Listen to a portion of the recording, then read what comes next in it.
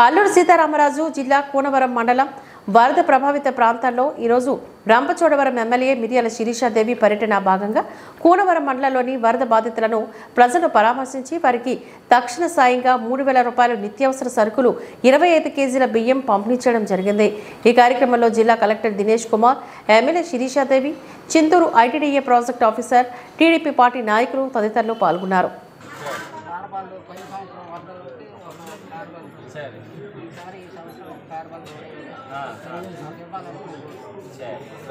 ఆడుతున్న వలన తార్పాలను అడుగుతున్నారా?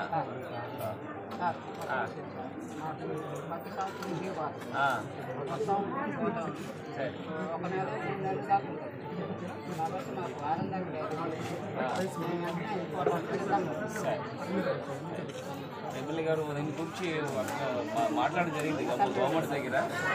ఖచ్చితంగా ఈసారి కొత్త ప్రభుత్వం చాలా పాజిటివ్గా ఉన్నారు, వేగంగా ఇది కంప్లీట్ చేయాలని ఒక నిర్ణయంతో ఉన్నారు।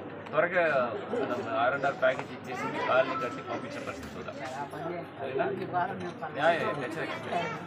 ప్రతి సంవత్సరం మేము బాధితున్నామండి, ఉదయ బస్ స్టేషన్ పక్కన ఈ సంవత్సరం మేము బాధలు పడుతున్నాం సార్ 10 years నుంచి।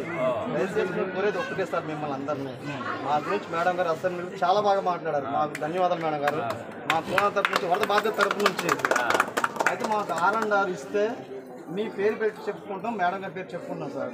లాస్ట్ ఇయర్ గోదావరి వచ్చినప్పుడు చంద్రబాబు నాయుడు కూతురు కొట్టి వచ్చారండి, జ్యోతుల నెహ్రూ గారు, చంద్రబాబు నాయుడు గారు అందరూ వచ్చారు సార్। ఒకటే చెప్పారు మాకు, మన ప్రభుత్వం వస్తే అంటే తెలుగుదేశం ప్రభుత్వం వస్తే మీకు ఈ బాధలు ఉండవు, మీకు న్యాయం జరుగుతుందని చెప్పారు సార్।